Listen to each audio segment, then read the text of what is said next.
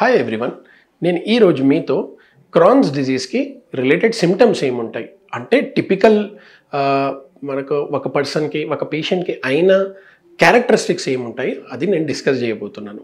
Crohn's disease a part of the ఇంటెస్టైన్లో involve అవుతుంది దాన్ని బట్టి సిమ్టమ్స్ ఉంటాయి. చిన్న పేగులోకి క్రాన్స్ డిజీజ్ ఇన్వాల్వ్ అవ్వచ్చు, పెద్ద పేగులోకి క్రాన్స్ డిజీజ్ ఇన్వాల్వ్మెంట్ ఉండొచ్చు, ఆర్ ఏనల్ ఏరియాలో కూడా క్రాన్స్ డిజీజ్ వచ్చే రిస్క్ ఉంటుంది. సో ఈ 3 ఏరియాస్లలో ఏ ఏరియా ఎఫెక్ట్ అవుతుంది దాన్ని బట్టి సిమ్టమ్స్ పేషెంట్స్కి ఒక పర్టికులర్ సిమ్టమ్స్ ఉంటాయి. సపోజ్ చిన్న పేగు ఇన్వాల్వ్ అయితే పేషెంట్స్లకి యూజువల్గా లూజ్ మోషన్స్ ఉంటాయి. ఒక రోజులో ఒక 7 to 10 టైమ్స్ వాష్రూమ్ యూజ్ చేయాల్సిన అవసరం వస్తుంది. 7 to 10 times loose motions pass అవుతాయి. వాటరీ స్టూల్స్ ఉంటాయి, దాంట్లో కొన్నిసారి బ్లడ్ కూడా పడుతుంది. ఆ లూజ్ మోషన్స్ వల్ల పేషెంట్స్లకి అబ్డామిన్ పెయిన్ కూడా ఉంటుంది, అంటే కడుపులో తిప్పినట్లుగా కడుపులో పిసికినట్లుగా ఉంటుంది.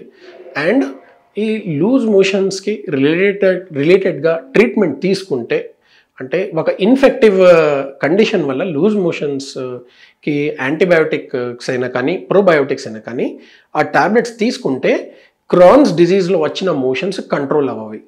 సో ఈ కండిషన్ మీకు ఉంటే, సపోజ్ మీకు లూజ్ మోషన్స్ అవుతున్నాయి, దానికి డ్యూరేషన్ ఒక 3 weeks పైన అయిపోతుంది కానీ అది కంట్రోల్లోకి వస్తలేదు, యాంటీబయాటిక్స్ తీసుకున్నా కూడా లూజ్ మోషన్స్ అట్లనే అవుతుందంటే మీరు మీ గ్యాస్ట్రోఎంటరాలజిస్ట్ని కన్సల్ట్ అవ్వాలి. ఎందుకంటే స్మాల్ బౌల్ ఇన్వాల్వ్మెంట్ ఉన్న క్రాన్స్ డిజీజ్ పేషెంట్స్లకి మేము మెయిన్గా చూసే సిమ్టమ్స్ ఓన్లీ లూజ్ మోషన్సే ఉంటాయి. అది ఎట్లాంటివి లూజ్ మోషన్స్ అంటే వాటరీ స్టూల్స్ ఉంటుంది అండ్ యాంటీబయాటిక్ తీసుకున్నా కూడా అది కంటిన్యూ అవుతుంది. సో అదేవిధంగా లార్జ్ ఇంటెస్టైనల్ ఇన్వాల్వ్మెంట్లో లూజ్ మోషన్స్ కాకుండా ఫ్రీక్వెన్సీ ఎక్కువ ఉంటుంది. అంటే మీకు లూజ్ మోషన్స్ కంటే నార్మల్ మోషన్సే మీరు ఎక్కువసారి పాస్ చేయాల్సిన అవసరం ఉంటుంది అండ్ సివియర్ బ్లీడింగ్ అయ్యే రిస్క్ ఎక్కువ ఉంటుంది ఒకవేళ పెద్ద పేగు ఇన్వాల్వ్మెంట్ ఉంటే క్రాన్స్ డిజీజ్లో.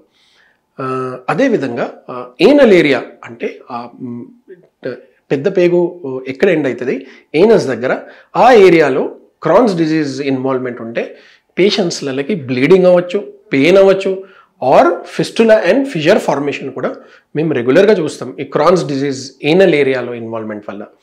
సో ఈ కండిషన్స్ మీకు ఉంటే మీరు గ్యాస్ట్రోఎంటరాలజిస్ట్ని కన్సల్ట్ అవ్వాలి. గ్యాస్ట్రోఎంటరాలజిస్ట్ మీ సిమ్టమ్స్ డీటెయిల్గా అడుగుతారు, మీకు ఎగ్జామిన్ చేస్తారు అండ్ మీకు క్రాన్స్ డిజీజ్ సస్పిషన్ పెట్టేసి మీకు ఇన్వెస్టిగేషన్స్ అదేవిధంగా అడ్వైజ్ చేస్తారు. ఇది అయితే రొటీన్ సిమ్టమ్స్. ఇది కాకుండా కొంతమంది పేషెంట్స్కి సిస్టమిక్ సిమ్టమ్స్ కూడా ఉంటాయి. సిస్టమిక్ అంటే పేగులో ఇన్వాల్వ్మెంట్ కాకుండా బాడీ మొత్తం క్రాన్స్ డిజీజ్ల ఎఫెక్ట్స్ ఉంటాయి అన్నమాట. ఎట్లాంటివి ఎఫెక్ట్స్ అంటే జాయింట్ పెయిన్స్ రావచ్చు, ముఖాల నొప్పి ఉండొచ్చు, నడుము బ్యాక్ పెయిన్ ఉండొచ్చు, స్టిఫ్నెస్ ఉండొచ్చు. మీరు పొద్దున్న పూట సివియర్ బ్యాక్ పెయిన్, స్టిఫ్నెస్ ఉంటుంది కొంతమంది పేషెంట్స్కి. స్కిన్ మీద ర్యాషెస్ వచ్చే రిస్క్ ఉంటుంది పేషెంట్స్లకి అండ్ చాలా వీక్నెస్ ఉంటుంది అండ్ ప్యాలర్ ఉంటుంది. ప్యాలర్ అంటే హిమోగ్లోబిన్ బాడీలో రక్తం లెవెల్స్ చాలా తగ్గిపోయి ఉంటుంది. వెయిట్ లాస్ ఉంటుంది చాలామంది పేషెంట్స్కి. ఒక 2 to 3 monthsలో ఒక 5 to 10 kgs సడన్గా తగ్గిపోతుంది.